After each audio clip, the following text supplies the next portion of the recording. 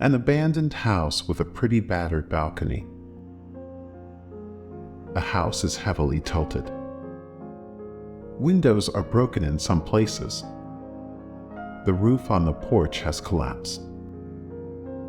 The house looks like it is in a state of disrepair. Inside, books and trash are scattered. Almost all of the furniture is still in place. Paintings are still hanging in their places. Except there is no life in these things. No one wipes dust off them anymore. No one is repairing the broken doorknobs of the dresser doors or putting a vase of garden flowers on it.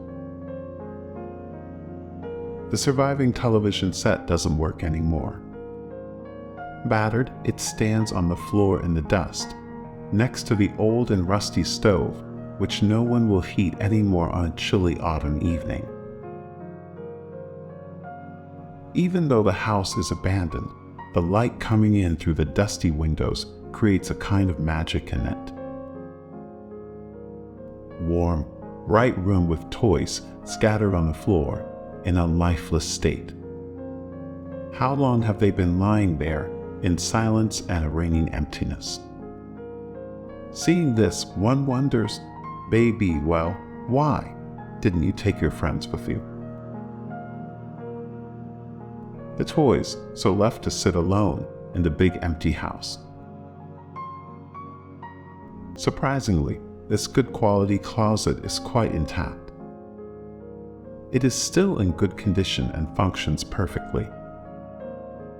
Inside it is full of country clothes. It have been left to gather dust in the closet. In the attic of the house, in the children's room, there are a toy sewing machine. Even though it's a toy, it's so for real. Judging by the last calendar of 2011, this house has been abandoned for more than 10 years. And the state of the house itself confirms it. It's sad that when people left, they left almost all of their belongings in it, as well as their entire lives.